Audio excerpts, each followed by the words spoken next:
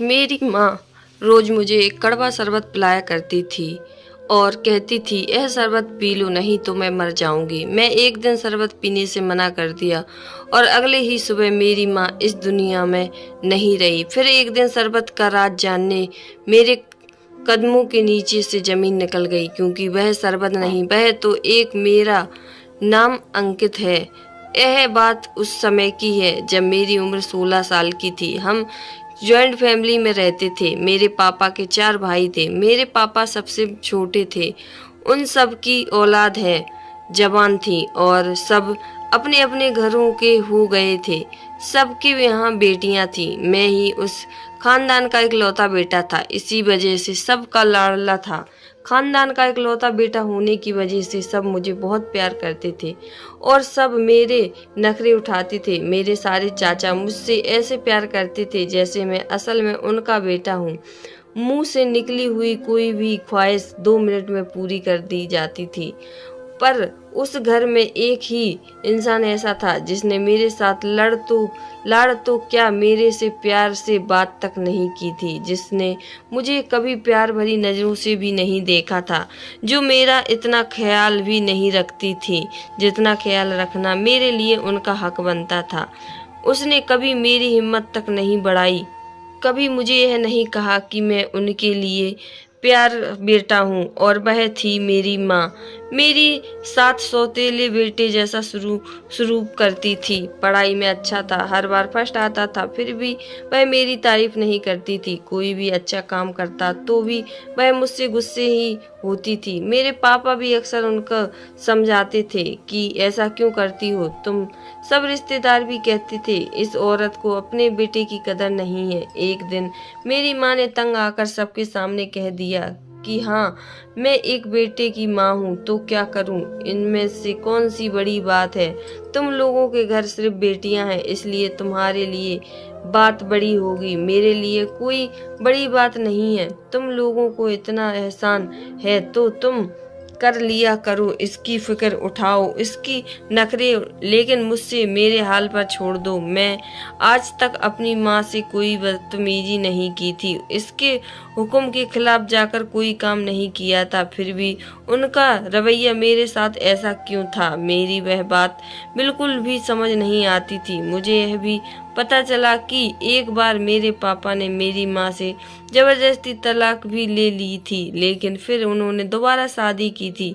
माँ ने मुझे इस बात की वजह भी नहीं बताई, वह मुझे अपने दुख नहीं बताती थी, पर मेरी तो माँ थी, मैं फिर उनसे मोहब्बत करता था। एक चाची का रवैया भी सबके साथ बहुत ज्यादा बुरा था, लेकिन वह तो सबके साथ ही ऐसी थी और हम जानते थे कि वह है ही ऐसी।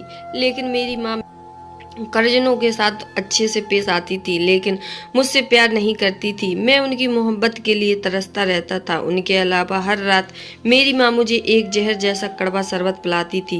यह काम वह मेरे बचपन से ही कर रही थी। उन्होंने एक दिन भी गैप नहीं किया। पहले मैं छोटा था, उनकी बात मान लेता था, पर मुझे उनका यह रवैया बिल्कुल भी समझ नहीं आता था। आखिर वह मुझको यह शरबत क्यों पिलाती थी?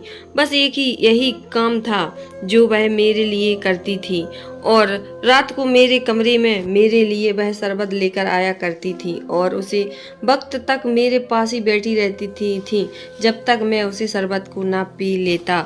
एक दिन वह शरबत पीने से मेरी तबीयत बहुत खराब हो गई। रात को मेरे पेट में बहुत दर्द, सर कर बहुत परेशान हो गए और मुझे रात को ही डॉक्टर के पास ले जाया गया।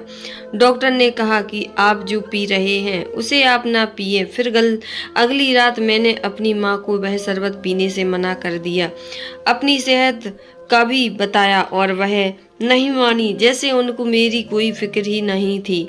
क्या वह जानती थी कि मैं रात को अस्पताल में वापस आया हूँ? यहाँ तक कि मैंने अपनी माँ को साफ साफ मना कर दिया कि मुझे इस तरह की कोई चीज़ नहीं पीनी है, पर उनको मेरी जरा भी फिक्र नहीं थी।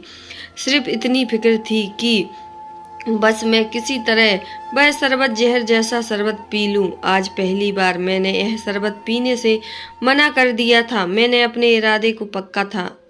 वह समझ गई थी कि शायद आज उनकी बात नहीं मानूंगा, वह शरबत नहीं पीऊंगा। वह मेरी माँ मिन्नतें करती रही, वह बहुत परेशान लग रही थी। अचानक उनके मुंह से यह बात निकल गई जिसने मुझे हैरान कर दिया। उन्होंने इतना कहा कि अगर मैंने वह शरबत नहीं पिया तो गजब हो जाएगा, तुम प्लीज ऐसा मत पी लो। अगर तुमने यह शरबत नहीं पिया तो कयामत आ जाएगी, कुछ ऐसा हो जाएगा जो मैं तुम्हें बता नहीं सकती।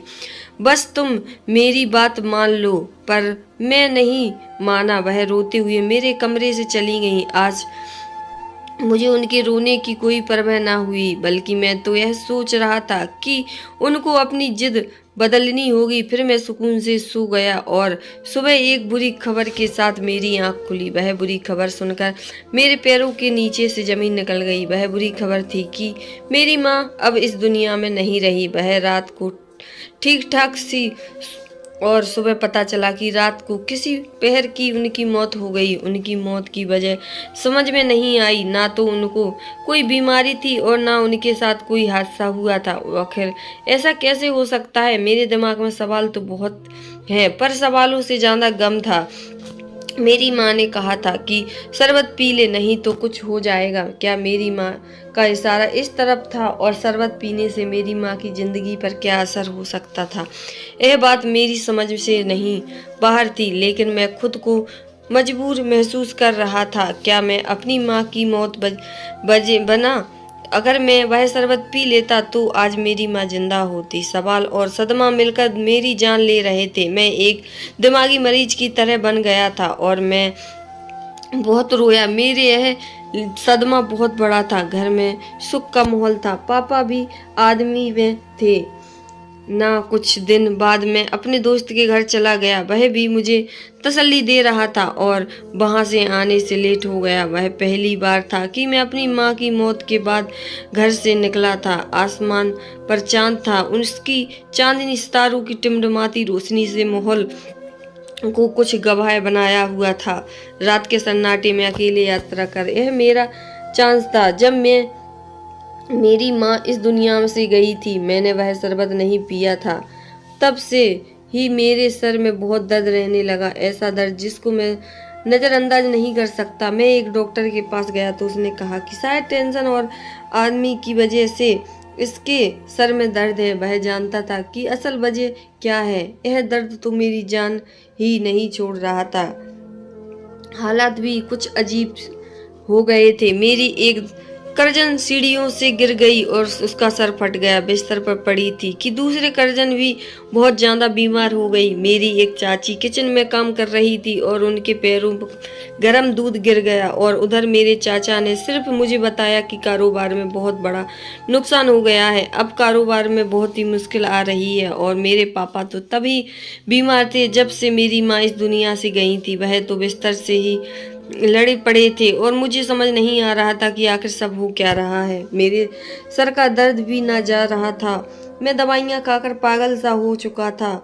चाचा ने कारोबार में नुकसान की बात मेरे पापा को ना बताई और मुझे भी कहा कि यह बात घर में ना बताना, नहीं तो सब और भी परेशान हो जाएंगे। सब कह रहे थे कि जब से मेरी माँ है इस दुनिया से हालत भी खराब हो गए, पर मुझे लग रहा था कि इस बात सिर्फ यही नहीं है, बात कोई और भी है। फिर मुझे मेरी माँ की बात याद आई कि अगर मैंने शरबत पीना छोड़ दिया तो सब खत्म हो जाएगा। और मैं अपनी माँ की कमरे में गया, तलाश कर रहा था कि वह शरबत कैसे बनाती है। उनकी एक डायरी मिली जिसमें एक पेज पर कुछ लिखा था जिनको देखकर मैं हैरान रह गया। उसे कब पर शायद किसी का पता लिखा था जिसने कि एक नीचे लिखा था कि मुसीबत में इसे मिले।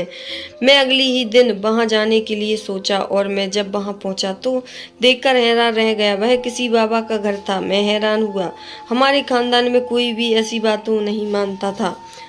और आपने नंबर पर इंतजार करने लगा। हाँ बेटी, कुछ लोगों से उसे बाबा के बारे में पूछा तो लोगों ने कहा यह पहुंचे हुए बाबा है। मैंने कहा आपकी यह बाबा आपसे कितने पैसे लेते हैं? वह कम से कम 1000 रुपये तो ले ही लेते होंगे। वह कहने लगे कि यह 1 रुपया भी नहीं लेते। मैंने कहा अच्छा, जो मर्जी से दे जाओ, क्या वह रख लेते हैं? उसने कहा नहीं, यहाँ ऐसा कोई रिवाज नहीं है। अगर फिर भी कोई जिद करे तो वह कुछ देना चाहता है तो बाबा उसे कहते हैं कि वह गरीबों में कोई चीज़ बांट दे, उसका फल तुम्हें मिल जाएगा। लेकिन बाबा किसी से कुछ नहीं लेते। यह बात सुनकर मैं हैरान हो गया, लेकिन फिर भी मेरा ऐसी चीज़ों पर भरोसा नहीं था। जब मैं बाबा के कमरे में दाखिल हुआ तो वह मुझे देखकर चौंक गए। उनके चौंकाने का तरीका ऐसा था कि मैं भी हैरान हो गया। आखिर है क्या सोचकर इस तरह से हैरान हो रहे हैं। और फिर उन्होंने एक बहुत सी अजीब बात हरकत की। उन्होंने कहा, बैठो। सब लोगों को बाहर भेज दिया। फिर उन्होंने मुझसे ऐसी बात कही कि मैं हैरान हो गया। उन्होंने मुझसे कहा कि तुम अभी तक जिंदा हो, मुझे तो लगा था कि तुम मर जाओगे। आखिर उनकी इस बात का क्या मतलब था? मैं तो उनको पहली बार देख रहा था और मुझे क्यों मर जाना चाहिए था? मैं उनके सामने बैठा और उनसे पूछा, क्या आप मुझे जानते हैं? मैं तो जिंदगी में आपको पहली बार देख रहा हूँ। फिर आपने मुझे देखते ही ऐसी बात क्यों की? आपने उन सब लोगों को बाहर क्यों भेज दिया? क्या बात है? मैंने उनको सब कुछ बताया कि मेरी माँ दुनिया से चली गई और मेरे घर में पता नहीं क्या हो रहा है। सब कुछ तबाह होता जा रहा है। कारोबार भी तबाही होता जा रहा है और घर के लोग भी बीमार हैं। मेरे सर में हर वक्त दर्द रहता है। फिर उन्होंने मुझे एक ऐसी बात बताई जिसको सुनकर मैं हैरान रह गया। तुम अपने खानदान में एक अकेले लड़के हो, यानी सारी जायदाद के वारिस। इसलिए तुम्हारे दादा ने सब कुछ तुम्हारे नाम कर दिया था। तुम्हारे बाकी चाचा को यह बात जहर लगी। उन सब की बीवियों ने मिलकर तुम पर बड़ा काला जादू करवाया था। वह जादू बहुत ही भयानक था। हम भी हैरान थे, कोई इस कदर पत्थर दिल कैसे हो सकता है कि किसी पर ऐसा जादू करवा सकता है। इस जादू की वजह से तुम बस 2 या 3 महीने ही जी पाते, पर तुम्हारी माँ जो एक अच्छे दिल वाली औरत थी, उसको सब कुछ पता चल गया था। उसने तुम्हारे पापा को बताया तो उनमें से उन्होंने माना नहीं। तुम्हारे पापा ने गुस्से से आकर तुम्हारी माँ को तलाक दे दी थी। फिर तुम्हारे पापा को अपनी गलती का एहसास हुआ तो उन्होंने माँ से दोबारा शादी कर ली। एक दिन तुम्हारी माँ तुम्हारे पापा को लेकर मेरे पास आई। मैंने उनको सब कुछ बताया, लेकिन फिर उन्हें भी विश्वास नहीं हुआ और फिर तुम्हारी माँ ने मुझे कोई हाल निकालने को पूछा। तब मैं तुम्हारी माँ को जानता हूँ। मुझे तुम्हारी माँ की बातें यकीन था। मैंने उसे जादू का तोड़ तो दिया, पर वह जादू बहुत ताकतवर था। यह जादू सिर्फ तुम पर ही तक ही असर कर सकता था जब तक तुम 19 साल के नहीं हो जाते। लेकिन तब तक तुम्हें यह रोज मंत्र वाली जड़ी बूटी वाला शरबत पीना था। यह जड़ी बूटी वह मुझसे ही ले जाती थी और तुमने यह नहीं पिया। सबसे पहले उसे जादू का असर तुम्हारी माँ पर हुआ, क्योंकि वही थी जिसकी वजह से जादू रुका हुआ था। फिर तुम पर भी उसका धीरे धीरे असर होने लगा। मेहनत होकर पूछा कि अगर यह जादू मुझ पर मेरी चाची ने करवाया तो फिर उन पर भी मुसीबत क्यों आ रही है? क्योंकि वह यह जादू खत्म होने वाला है, इसलिए उन लोगों पर भी इसका असर हो रहा है। अभी तुम्हारे 19 होने में 1 महीना बाकी है। बस तुम वह शरबत पीते रहो और उनके बाद उस जादू का कर खत्म हो जाएगा। तुम्हारी माँ तो अब वापस नहीं आ सकती, जान बच जाएगी। वह तो इसलिए तुम पर शक्ति करती थी ताकि तुम उससे डर सक रहो और उनकी बात मानो, वरना वह तुम्हें रोज ऐसा कड़वा शरबत पीने पर मजबूर क्यों करती? फिर मैं वहाँ से वापस आया तो मैं बहुत दुखी था। मैंने अपनी जिद में आकर अपनी माँ को खो दिया। एक बार भी नहीं सोचा कि माँ तो माँ होती है, उसकी मोहब्बत कभी कम हो ही नहीं सकती है। मैं अपने पापा को यह बात पापा अभी भी बात मानने से तैयार नहीं थे। उनका खानदान ऐसा कर सकता है। उनका कहना था कि तुम्हें इतनी मोहब्बत मैंने नहीं की जितनी मोहब्बत मेरे भाइयों उनकी पत्नियों ने की है, और मेरा उनके लिए बस यही जवाब था कि उनकी मोहब्बत के पीछे असल में उनका एक मकसद छिपा था।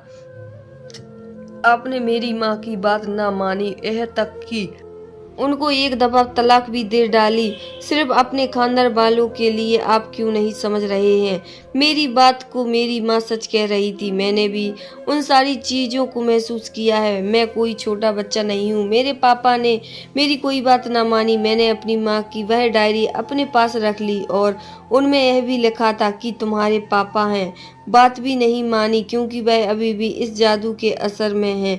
इसलिए मैंने अपने पापा को उनके हाल पर छोड़ दिया। अब मैं उस बाबा से ढेर सारी जड़ी बूटियां ले आया और घर में बैठकर अपने लिए खुद भी शरबत बनाने लगा।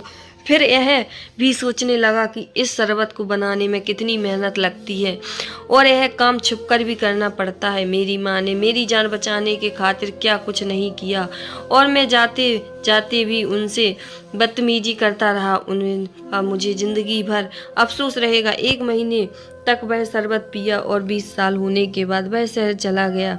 जाने से पहले मैंने अपने सब घर वालों को कहा कि मैं आपकी झूठी मोहब्बत को आपकी सच्ची मोहब्बत समझता रहा। सब जो मेरे साथ किया है, आपका मकसद नाकाम हो गया सिर्फ मेरी माँ की वजह से। मेरी माँ आपस नहीं जानती, लेकिन मैं आप लोगों को अभी माफ नहीं करूँगा।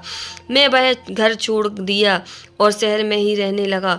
बहुत मेहनत, बहुत पढ़ाई, अपना घर बनाया, फिर एक होटल बनाया जिसको अपनी माँ का नाम दिया। इस बात का मुझे बहुत दुख था कि मेरे पापा मेरे साथ नहीं आए। इस एक दिन मैंने उनको अपने घर के बाहर खड़े देखा। मुझे कुछ बहुत खुशी हुई। वह मेरे सामने हाथ जोड़ने लगे और कहने लगे कि तुम सच कहते थे बेटा, और तुम्हारी माँ भी सच कहती थी। मैं ही बस नसीब था। अब मैं तुम्हारे साथ ही रहूँगा और तुम्हारा साथ दूंगा। मेरे पापा ने यह भी बताया कि मेरे जाने के बाद उस घर में बहुत मुसीबत आई। शायद उनको उनके कर्मों की सज़ा मिल रही थी। मैं और मेरे पापा ने अपने खानदानी हिस्से में दौलत की बात भी नहीं की। मेरे पापा को भी अब दौलत से कोई मतलब नहीं था और मुझे भी नहीं चाहिए थी मेरी खानदानी दौलत, जिसने मेरे अपनों को ही दुश्मन बना दिया।